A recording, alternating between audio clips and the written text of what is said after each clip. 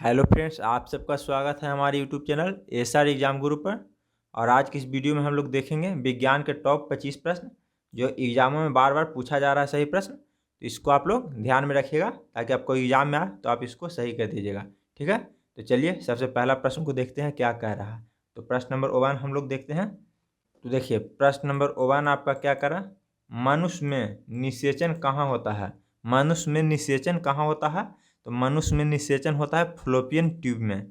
कहाँ होता है, फ्लोपियन ट्यूब में, जो आपका ऑप्शन नंबर सी में दिया हुआ है फ्लोपियन ट्यूब। तो आपका राइट आंसर हो जाएगा, पूछेगा कि मनुष्य में निषेचन कहाँ होता है तो आप वहाँ पर मार दीजिएगा फ्लोपियन ट्यूब।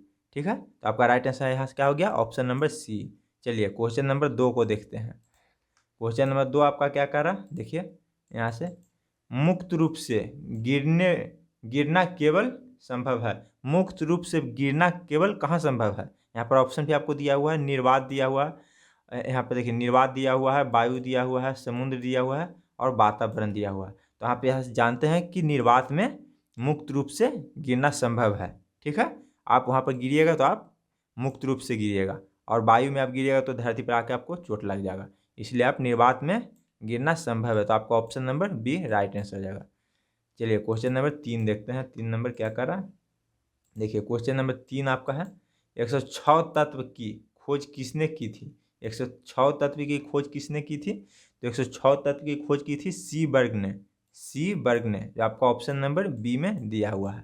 ठीक है, तो पूछ देगा आपसे कि 106 में तत्व की खोज किसने की थी, तो सी बर्ग ने। आप लास्ट वाला सिर्फ याद रखिएगा फ्रेंड्स, आगे भी इसका होता है तो आप इस याद रखिएगा सी बर्ग। ठीक है, तो आप यहाँ से मार दिएगा, ऑप्शन नंबर 20 सही है। चलिए नेक्स्ट प्रश्न देखते हैं, क्वेश्चन नंबर 4।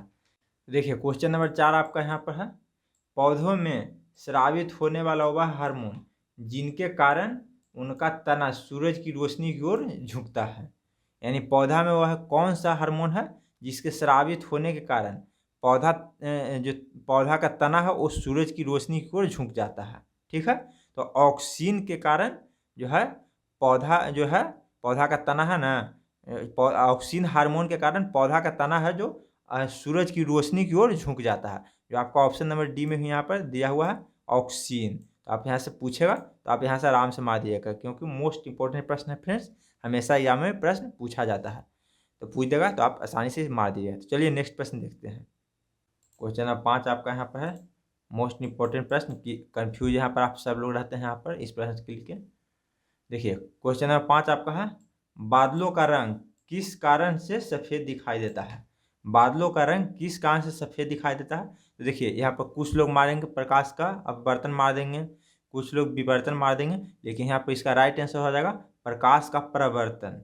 प्रकाश का परावर्तन के कारण बादलों का रंग सफ़ेद दिखाई देता है। ठीक है, प्रकाश का परावर्तन, तो आप यहाँ से याद रखिएगा। ठीक है, यहाँ पर कन्फ्यूज वाला प्रश्न है तो इसको आप याद रखिएगा, और आसान प्रश्न भी है। ठीक है, तो प्रकाश का परिवर्तन के कारण बादल का रंग सफ़ेद दिखाई देता है। चलिए नेक्स्ट प्रश्न देखते हैं, क्वेश्चन नंबर 6।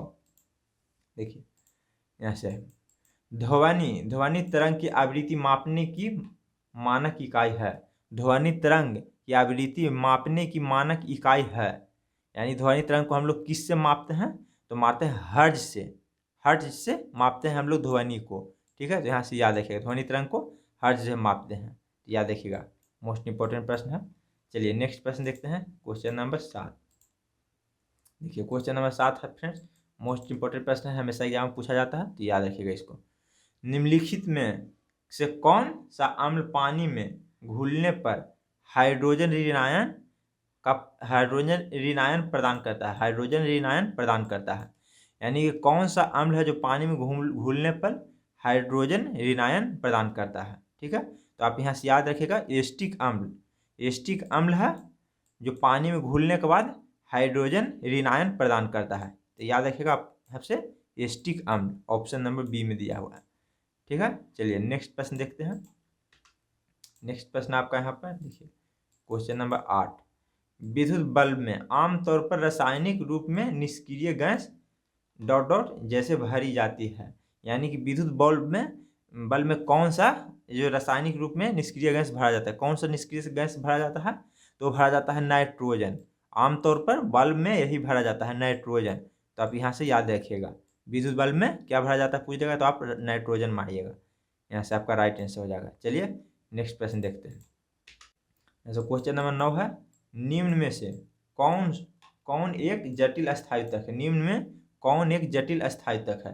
तो निम्न में कौन एक जटिल अस्थायी ऊतक है? जाइलम एक जटिल अस्थायी ऊतक है। तो यहाँ से आप ऑप्शन ए मार दीजिएगा, जटिल अस्थायी ऊतक जो है कौन है? Xylem. Option A right answer हो जाएगा। चलिए नेक्स्ट प्रश्न देखते हैं।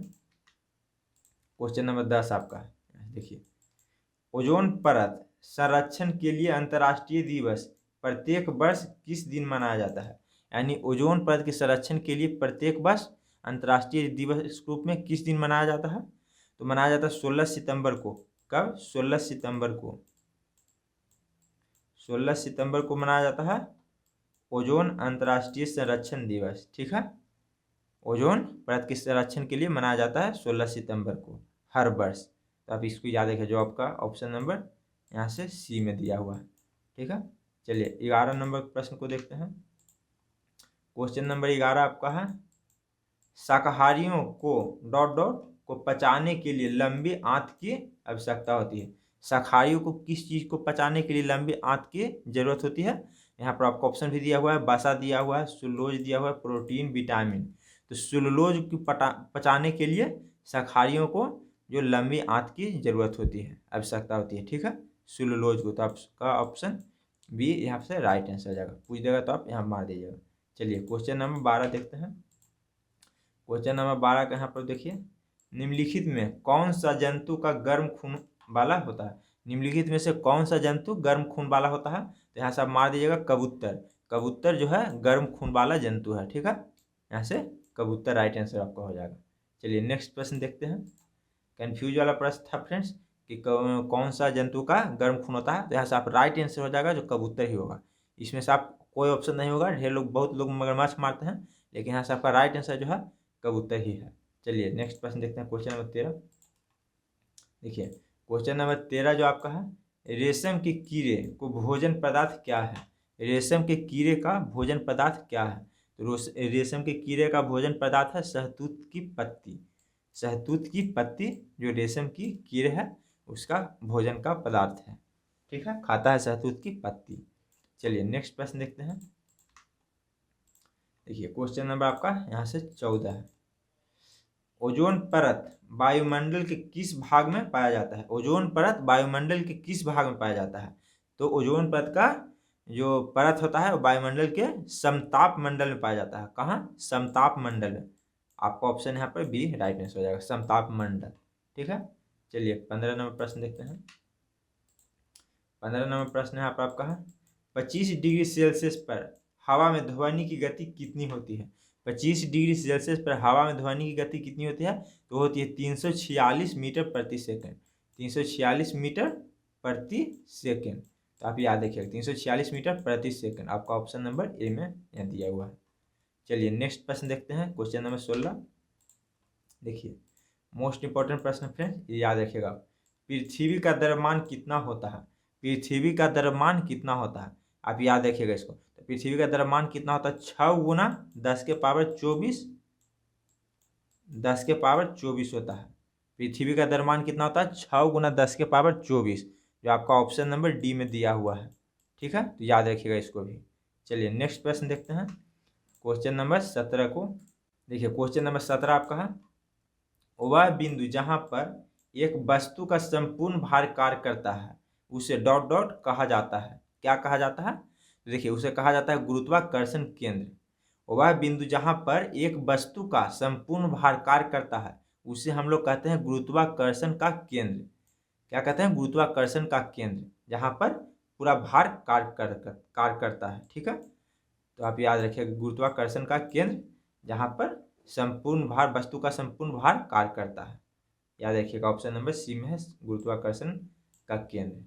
चलिए नेक्स्ट प्रश्न देखते हैं। 18 नंबर, क्वेश्चन नंबर 18 आपका यहाँ पे देखिए, मोस्ट इंपॉर्टेंट प्रश्न है, हमेशा एग्जाम में पूछा जाता है।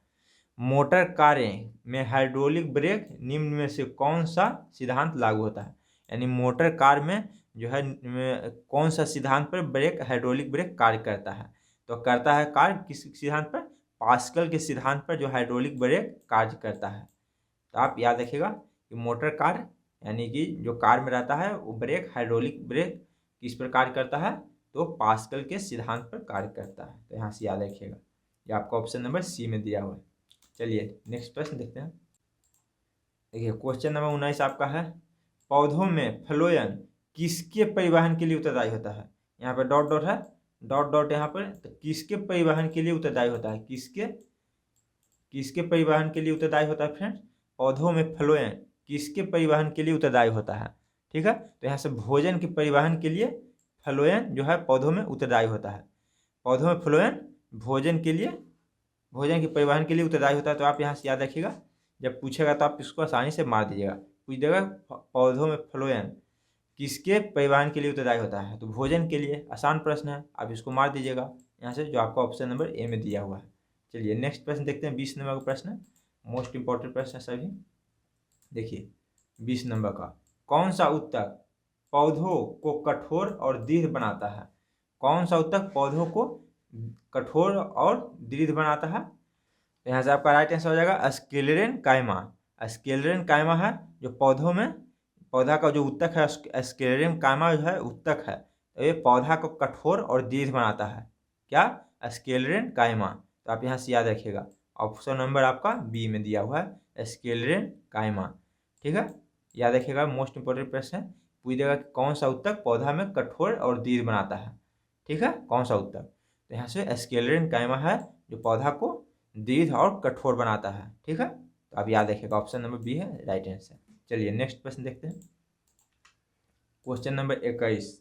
तो देखिए फ्रेंड्स, क्वेश्चन नंबर 21 आपका है, निम्नलिखित में से तत्वों का कौन सा वर्गीकरण परमाणु के आधारित है। परमाणु नंबर पर यानी परमाणु संख्या पर आधारित है। ठीक है, यहाँ पर आधुनिक आवर्त सारणी है जो परमाणु नंबर पर परमाणु संख्या पर आधारित है। आधुनिक आवर्त सारणी है, तो यहाँ से याद रखिएगा, आधुनिक आवर्त सारणी परमाणु संख्या पर आधारित है। ठीक है, यहाँ से याद रखिएगा, कौन सा ऑप्शन आपका ये हो जाएगा राइट आंसर, आधुनिक आवर्त सारणी। चलिए नेक्स्ट प्रश्न देखते हैं। क्वेश्चन नंबर 22 आपका है, टेस्ला चुंबकीय का यूनिट है।